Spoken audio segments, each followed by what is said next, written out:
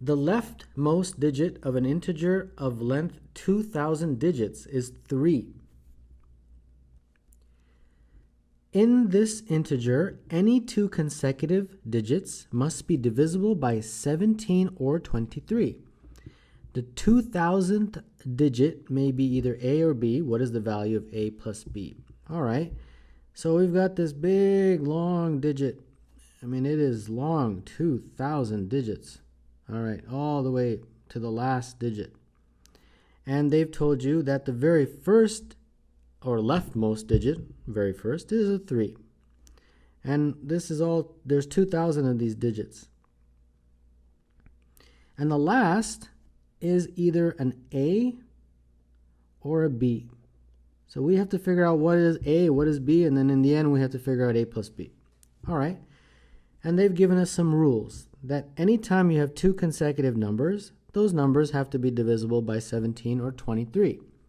So what I'm going to do on the side here is write down all the multiples of 17 and 23 because that is going to help us.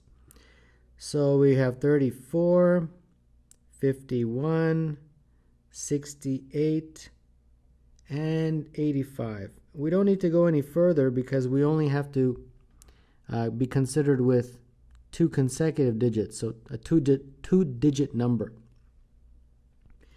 So multiples of 30, what's the other one? 23. 23, 46, 69, and 92. All right, so let's go through this, and I hope you'll understand as I go through it how this number is being created. So 3 is what they've given us. Now the next number that I put in here, if I put in any number, this total number, whatever it is, must be divisible by one of these guys, or one of these guys. All right, well, our first digit is 3, so which one of these has a 3? The only one is here. That's it. So this has to be a 4, right? Because any two consecutive digits must be divisible by 17 or 23. If I put in a 34, it is indeed divisible by 34. So that works. I can't put in any other number there. Now let's go to the next one. I've got to put in a number here. And if I do, this number has to be divisible by one of these 9 numbers. Well, the first digit is a 4, so the only one that starts with a 4 is 46. So I've got to put a 6 here. Okay, so I hope you understand how this is going. All right, now I have to choose a digit here. And if I do, this two-digit number will be, or must be, divisible by one of these guys down here. So 6, well, I got 2 choices, 68 or 69. All right, well, let's put 68 first and see what happens. Okay, and then later on I'll do the 69. All right, next one is that digit. So same story here. I've got to figure out which one of these I can choose. Well, the only one that begins with 8 is 85 right there. So that has to be a 5. All right, so I hope you understand how this is being created. Let's keep going. 50 something. Well, there's only one possibility, 51. That's the only way I can make a two-digit number divisible by one of these, which is a multiple of 17 or 23. How about 1? All right, that's got to be a 7. Okay, now I've got a 7. What do I do now? I'm stuck. There's no number in here that starts with a 7. Yeah, so I am stuck. There's nowhere I can go. Stuck. I hope you followed that. Even though we got stuck, we did everything correct. So now what we have to do is we have to start this over. But this time, when we get to 6 right here, we've got to choose 69. All right? So let's do this again. Let's draw out our numbers here. I keep going like that. All right. All right, so we'll use black this time. First number they've given us is a 3. If it's 3, it has to be 34. No other choice. So that goes there. If it is a 4, it has to be a 6, right? Because 46 is the only one that we can choose. If it's a 6, all right, last time we chose an 8 and we got stuck. So we don't want to choose this guy here. We want to choose this number, 69. So I'll put the 9 there. Okay? And then now we have a 9. So from this, 92 is the only one that's possible. So I put a 2 there. And if I put a 2, what's the next number? The only possibility is 23. Like that. And if it's a 3, then it becomes 34. All right? If it's a 4, it becomes a 6. And if it's a 6, again, this is the bad guy. Don't go there. We don't want the 68. We want this number right here. So we got this.